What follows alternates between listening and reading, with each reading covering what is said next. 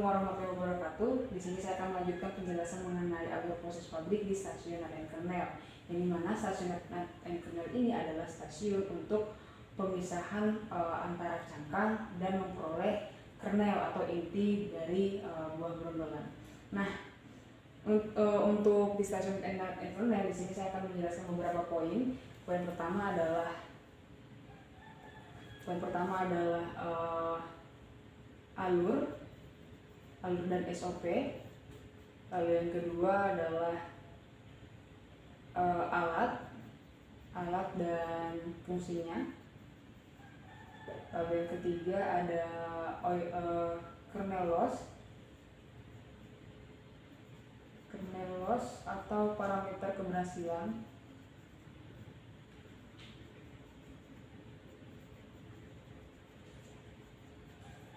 Lalu yang keempat K3. Lalu yang kelima itu adalah troubleshoot.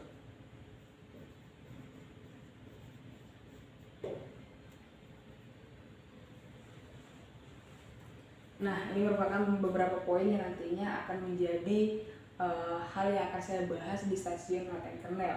Yang dimana untuk poin pertama itu ada alur dan SOP. Yang dimana untuk alur yang ada di SOP, alur yang ada di stasiun klarifikasi itu dimulai dari destoner.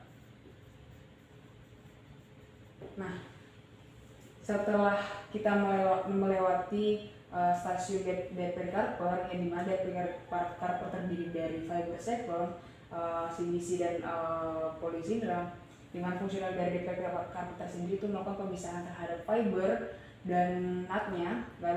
Lalu nutnya sendiri itu akan naik di destoner setelah melewati proses pemisahan di polysindram, pemisahan antara batu, jangan kosong yang lolos, dan besi dan material lainnya.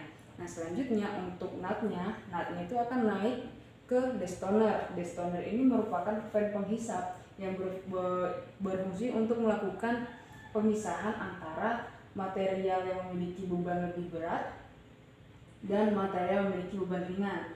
Dan adapun untuk material yang memiliki beban berat ini seperti bebatuan kecil yang lolos daripada saat pemisahan di polysindram, dan juga besi yang berukuran sedang. Nah, selanjutnya untuk beban yang lebih ringan itu akan naik ke atas seperti fiber yang lolos dan akan jatuh ke fuel conveyor untuk dijadikan umpan bahan bakar boiler.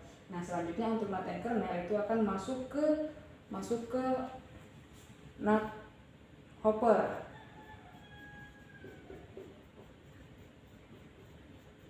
Nah, nut hopper ini adalah tempat penampungan sementara nut sebelum masuk ke dalam ripple mill.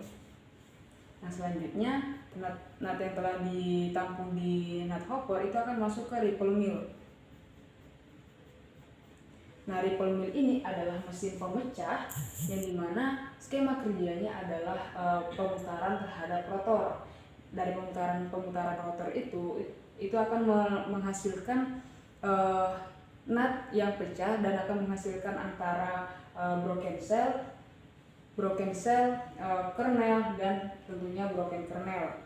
Yang selanjutnya dari ripple mill tentunya itu akan masuk ke dalam LTDS 1 dan LTDS 2 dan akan masuk ke LTDS 2. Nah, LTDS 1 dan LTDS 2 ini merupakan fan penghisap untuk pemisahan antara material yang ringan dan material yang berat. Lalu untuk material yang ringan seperti cangkang pecah dan kernel yang memiliki diameter kecil itu akan terhisap dan akan masuk ke dalam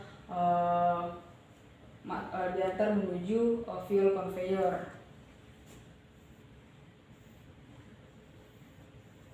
Lalu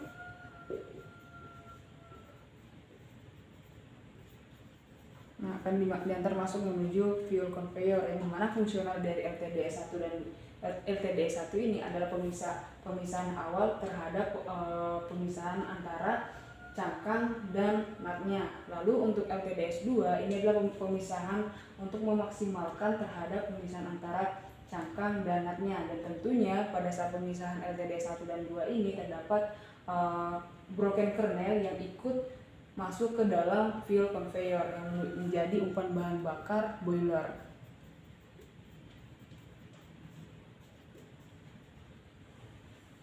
Nah, selanjutnya dari LTDS1 dan LTDS2 ini, kernel yang diperoleh itu akan masuk ke dalam hydrocyclone. Dan dimana hydrocyclone ini dia memiliki 3 drum. Dengan drum pertama itu berfungsi untuk melakukan pemisahan antara kernel, broken kernel, dan cangkang yang masih lolos dengan diameter yang berukuran lebih besar. Lalu drum kedua itu berfungsi untuk melakukan pemisahan terhadap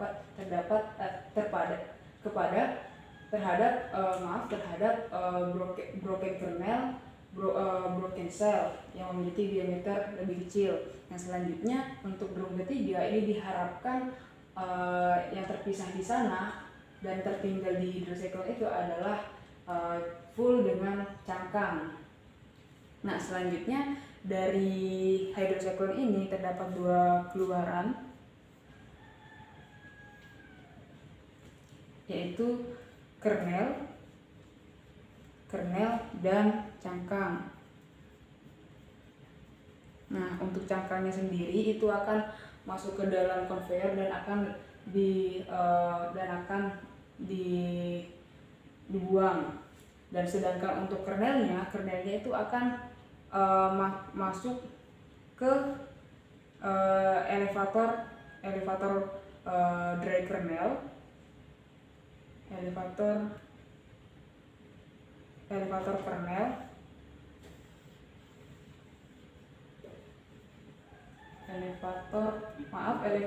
wet kernel, yang dimana elevator wet kernel ini berfungsi untuk melakukan pengantaran kernel basah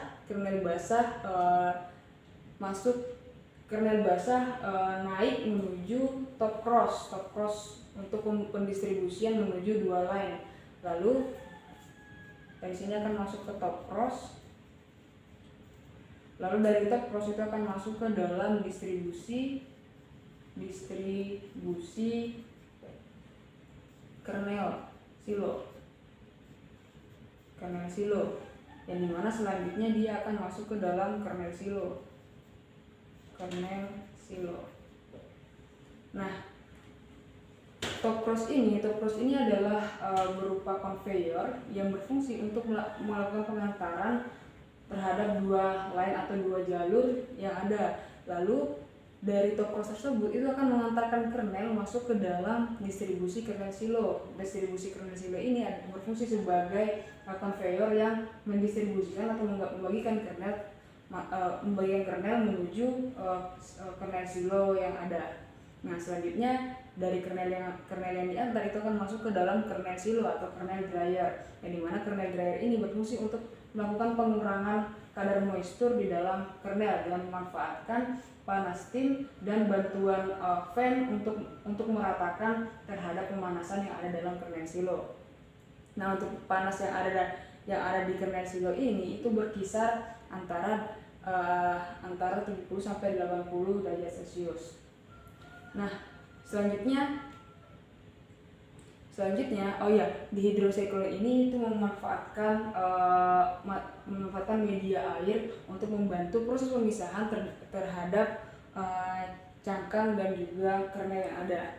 Nah, lalu selanjutnya di sini saya akan dari kernel silo selanjutnya kernel yang telah melalui proses pemanasan untuk mengurai kadar moisture, selanjutnya dia akan masuk turun ke bawah dan akan masuk ke kernel grading, yang dimana kernel grading ini berfungsi untuk melakukan pemisahan terhadap material-material lain seperti bebatuan dan juga jangan-jangan kosong yang lolos, serpihan jangan-jangan kosong yang masih lolos sampai ke dalam kernel grading ini. Dan setelah dari kernel grading itu akan masuk ke dalam elevator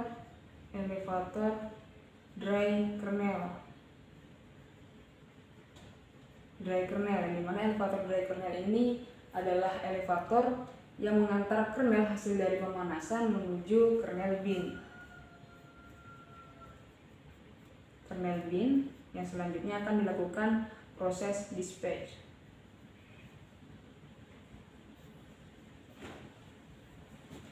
Nah, selanjutnya di sini saya akan membahas mengenai parameter keberhasilan yang ada di stasiun NAT and kernel. Yang dimana untuk parameter keberhasilannya adalah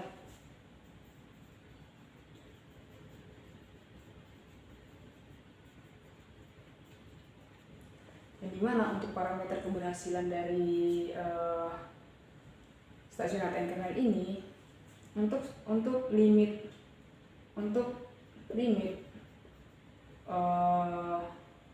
pemecahan di ripple mill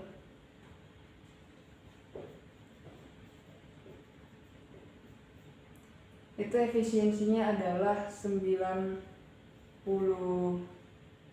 sampai dengan 97%. Lalu untuk standar kernel loss on LTDS 1 yaitu 2%. Lalu untuk standar kernel loss on LTDS 2 itu 3%. Lalu untuk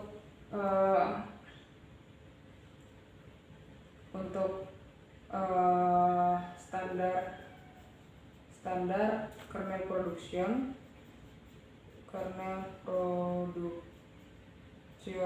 quality-nya adalah quality terhadap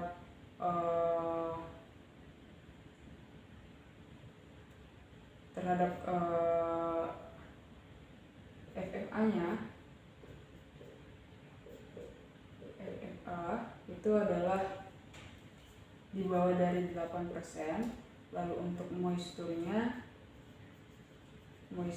itu di bawah dari 8%, dan untuk dirt-nya itu di bawah dari 18%. Nah, ini merupakan standar parameter keberhasilan dari stasiun NAT and kernel. Selanjutnya di sini saya akan membahas mengenai K3 yang digunakan di stasiun NAT and kernel. Untuk K3 yang digunakan di stasiun NAT and kernel tentunya operator wajib menggunakan helm safety. Lalu yang kedua, operator wajib menggunakan masker. Yang ketiga, operator wajib menggunakan sepatu safety.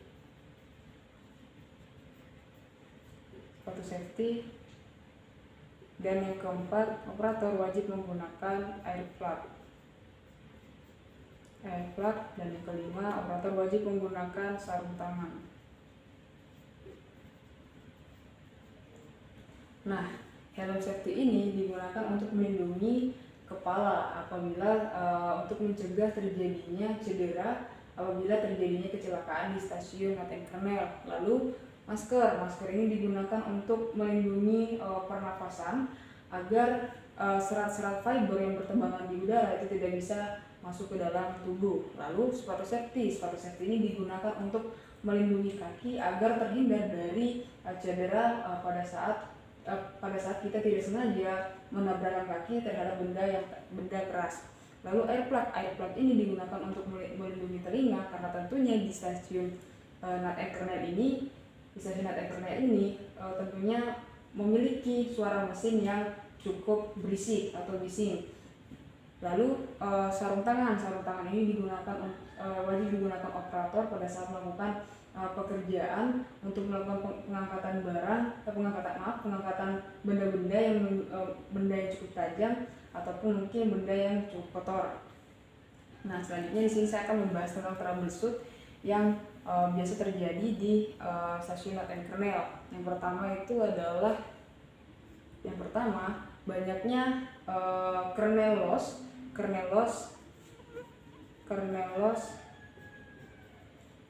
yang tinggi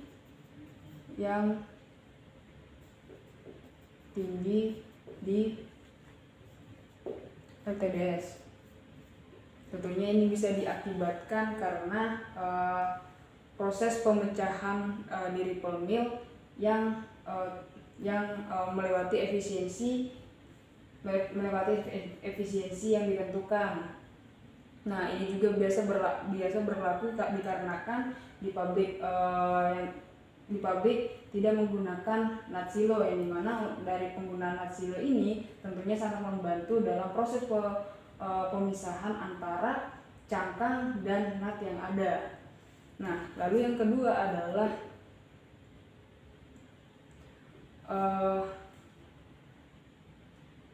vibrasi fan tinggi. Nah, biasanya vibrasi terhadap fan-nya, vibrasi yang ada itu bisa tinggi. Ini biasa diakibatkan karena tidak senternya antara fan dan juga puli ya, terhadap tidak senternya antara fan, lalu juga tidak senternya antara puli dan antara fable ke menuju puli yang satunya lagi. Nah, lalu yang ketiga adalah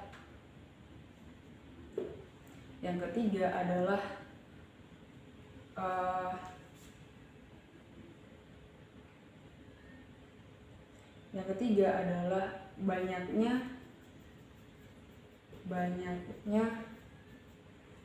broken kernel. Nah, broken kernel ini juga menjadi salah satu